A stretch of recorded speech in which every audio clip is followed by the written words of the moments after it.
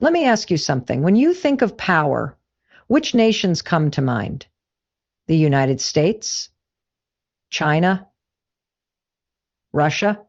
But what if I told you there's another nation, once overlooked, once underestimated, that is now quietly reshaping the entire global order?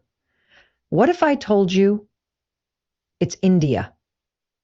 But there's another story unfolding, one that almost no one is prepared for. And today, I'm going to take you inside that story. Stay with me, because by the end of this, you'll understand exactly why India is the nation everyone fears now. Let's start with the first clue: the awakening of a sleeping giant. Not too long ago, India's economy was dismissed as slow-moving, tangled in red tape, impossible to modernize. But in the last decade, it did something no one expected. It began to roar awake. This wasn't just growth, it was a transformation. Hundreds of millions lifted from poverty, new cities rising almost overnight, a middle class larger than the entire population of the United States. But that's only the surface. Because as the world was busy watching trade wars between the US and China, India was quietly becoming the world's fastest growing major economy. The sleeping giant had woken up. But you're probably wondering, economic growth alone doesn't make a nation feared. You're right, it doesn't. So let's peel back the next layer: military might no one saw coming. For decades, India's military was seen as large but outdated. Suddenly, that perception is obsolete. India is now the world's largest arms importer and one of the few countries investing in indigenous fighter jets, nuclear submarines, ballistic missiles, and space weapons. Consider this. India launched a successful anti-satellite missile test. That means they can now target and destroy satellites in space, something only a handful of nations have achieved. When this happened, defense strategists worldwide realized India wasn't just catching up, it was leapfrogging ahead. But even that isn't the whole picture.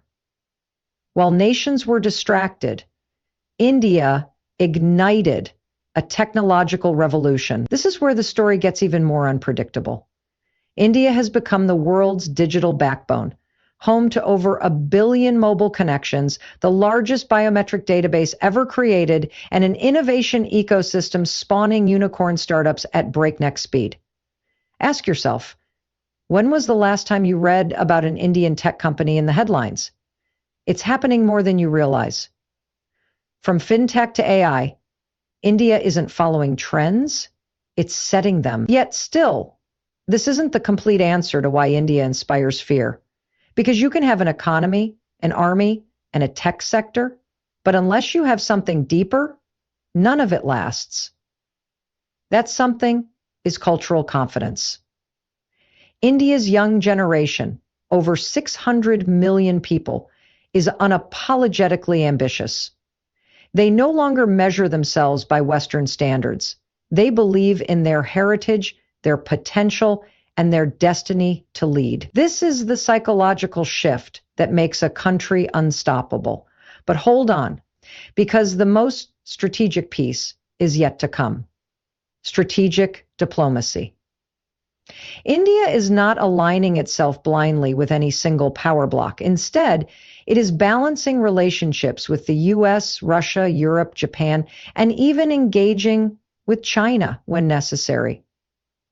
This diplomatic dance is frustrating traditional powers.